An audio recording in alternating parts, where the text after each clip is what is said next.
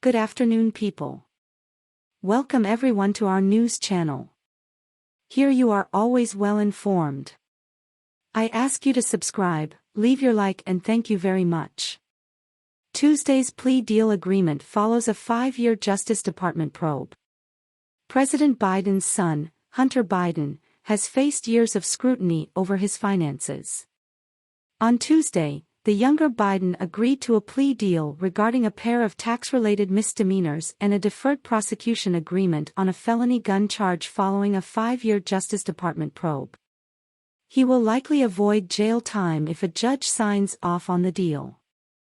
Hunter Biden also faces a GOP-led congressional investigation into what House Oversight Committee Chairman James Comer says are the Biden family's shady business deals. Here's a look at the various investigations into the president's son. Justice Department probe. Federal authorities with the U.S. Attorney's Office in Delaware, led by U.S. Attorney David Weiss, a Trump-era appointee, had been investigating Hunter Biden since 2018, but the probe was temporarily paused for several months ahead of the 2020 presidential election. The investigation spilled into public view in December of 2020, shortly after Joe Biden secured the presidency, when Hunter Biden confirmed the probe into his tax affairs. Prosecutors have examined whether he paid adequate taxes on millions of dollars of his income, including money he made from multiple overseas business ventures. Prosecutors also explored allegations that Hunter Biden lied about his drug use on a gun application form in 2018, despite later acknowledging that he was addicted to drugs around that time. ABC News has previously reported that the younger Biden borrowed $2 million from his lawyer and confidant Kevin Morris to pay the IRS for back taxes, penalties, and liens that he owed. A grand jury impaneled in Delaware reportedly heard testimony from multiple witnesses over the course of their probe, including some of Hunter Biden's business partners and a woman who had a child by Hunter Biden out of wedlock. The younger Biden, a Yale-trained lawyer, has said he is cooperating with investigators and remained 100% certain that he would be cleared of any wrongdoing. President Biden has said he and his son never discussed his foreign business dealings, and there are no indications that the federal investigation involves the president in any way. The White House has repeatedly sought to distance the president from the probe. Congressional oversight.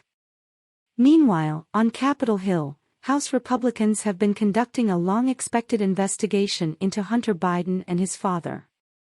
Last month, the powerful House Oversight Committee issued a subpoena to the FBI demanding the Bureau produce a record related to an alleged criminal scheme involving then Vice President Biden and a foreign national relating to the exchange of money for policy decisions. The subpoena seeks an unclassified FD 1023 document, which is generally defined as a report from an informant. An FD 1023 form could be generated in a variety of situations involving someone presenting themselves as a source with claims of wrongdoing. The White House denounced the accusation as anonymous innuendo. In April, a supervisor at the IRS told lawmakers that he had information that suggested the Biden administration was possibly mishandling the investigation into Hunter Biden, sources familiar with the matter told ABC News.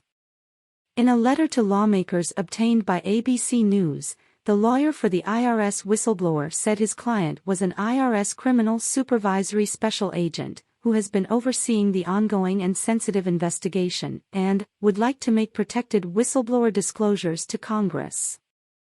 The disclosures, the letter said, 1. Contradict sworn testimony to Congress by a senior political appointee, 2. Involve failure to mitigate clear conflicts of interest in the ultimate disposition of the case, and 3. Detail examples of preferential treatment and politics improperly infecting decisions and protocols that would normally be followed by career law enforcement professionals in similar circumstances if the subject were not politically connected. Attorney General Merrick Garland, who had testified on Capitol Hill that the Hunter Biden probe was free from any improper political interference, responded to the letter by saying he stood by that statement. I stand by my testimony, and I refer you to the U.S. Attorney for the District of Delaware who is in charge of this case and capable of making any decisions that he feels are appropriate, Garland said last month. House Oversight Committee Chairman Comer and Representative Jim Jordan, chairman of the House Judiciary Committee, pledged after November's election to pursue all avenues of wrongdoing and called investigations into the president's family a top priority.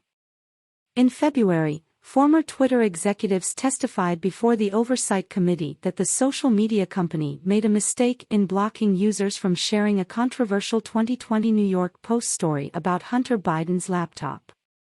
President Joe Biden subsequently dismissed the Oversight Committee's probe in an interview with PBS NewsHour.